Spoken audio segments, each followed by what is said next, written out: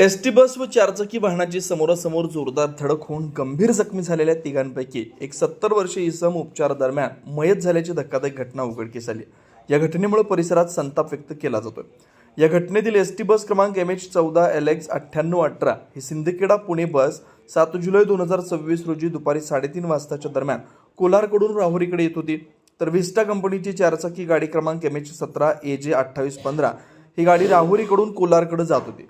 दरम्यान राहुरी तालुक्यातील चिंचोली परिसरातील हॉटेल प्रसाद जवळ रस्ता खराब असल्या कारणाने एसटी चालकानं चुकीच्या साईडने एसटी बस चालवली। त्याचवेळी व्हिस्टा ही चारचाकी गाडी समोर येत होती। दोन्ही गाड्यांची समोरासमोर जोरदार धडक झाली। या अपघातात चारचाकी गाडीतील राजू शेख, कदीर शेख, नजीर गुलाब सय्यद राहणार कानडगाव हसनापूर हे तिघे गंभीर जखमी झालेत। परिसरातील घटनेची माहिती मिळताच पोलीस निरीक्षक रवींद्र देशमुख, हवालदार प्रवीण बागुल, पोलीस कॉन्स्टेबल अजिनाथ पाखरे, अंकुश भोसले, रुग्णवाहिका चालक रवींद्र देवगिरे, निखिल भोसले यांनी ताबडतोब घटनास्थळी धाव घेतली। स्थानिक तरुणांच्या मदतीने जखमींना तातडीने लोणी येथील रुग्णालयात हलवण्यात आले।